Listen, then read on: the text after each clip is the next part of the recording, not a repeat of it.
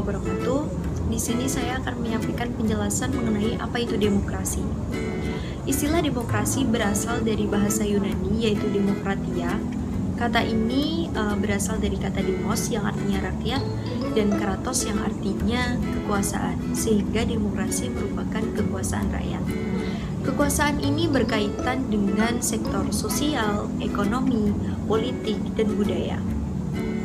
Kemudian, pengertian secara umum mengenai demokrasi itu merupakan suatu sistem pemerintahan yang memberikan kesempatan kepada seluruh warga negara dalam pengambilan keputusan. Nah, yang dimaksud di sini itu merupakan warga negara itu sebagai pemegang kekuasaan tertinggi, yang mana hasil keputusannya nanti juga akan berdampak pada seluruh rakyat. Selanjutnya, sistem pemerintahan ini mengizinkan warga negara itu turut berpartisipasi aktif dalam pengambilan keputusan. Nah, peran ini juga dapat diwakilkan maupun secara langsung dalam perumusan, pengembangan, maupun penetapan undang-undang. Selain itu, menurut Abraham Lincoln, demokrasi merupakan suatu sistem pemerintahan yang mana suatu sistem pemerintahan itu dirancang dari rakyat, oleh rakyat, dan untuk rakyat. Sedangkan menurut Charles Costello, demokrasi itu merupakan suatu sistem sosial dan politik yang membatasi kekuasaan pemerintah dan hukum agar melindungi hak seluruh warga negara. Adapun ciri-ciri dari demokrasi, yaitu yang pertama adalah seluruh keputusan yang ditetapkan oleh pemerintah. Yang dimaksud di sini adalah pengambilan keputusan itu harus berlandaskan aspirasi dan keinginan warga negara, tidak hanya keinginan pribadi ataupun kelompok saja.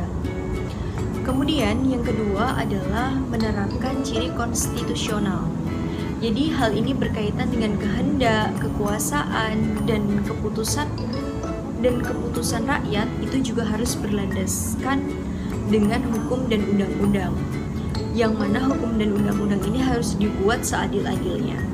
Kemudian ciri yang ketiga itu merupakan mempunyai perwakilan rakyat. Seperti negara Indonesia itu mempunyai Dewan Perwakilan Rakyat atau DPR, yang mana adanya suatu urusan negara, kemudian kekuasaan maupun kedaulatan rakyat itu dapat diwakilkan oleh anggota dewan.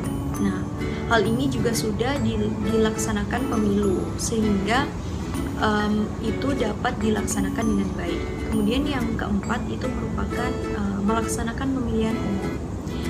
Di sini adanya pelaksanaan atau penyelenggaraan pemilu ini harus dilaksanakan secara berkala, sehingga dapat terpilihnya perwakilan maupun pemimpin untuk melaksanakan roda pemerintahan.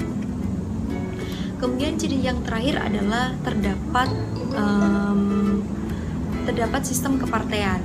Jadi partai ini merupakan suatu sarana untuk melaksanakan demokrasi, yang mana adanya partai ini juga dapat membantu terpilihnya wakil rakyat untuk menyampaikan aspirasi dan keinginan rakyat, sehingga pemerintah dapat mendengarkan dan mewujudkan keinginan warga negara itu.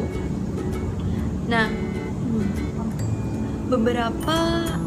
beberapa negara yang menggunakan sistem pemerintahan demokrasi ini seperti Indonesia, Amerika Serikat, Brazil, Pakistan, dan lain-lain.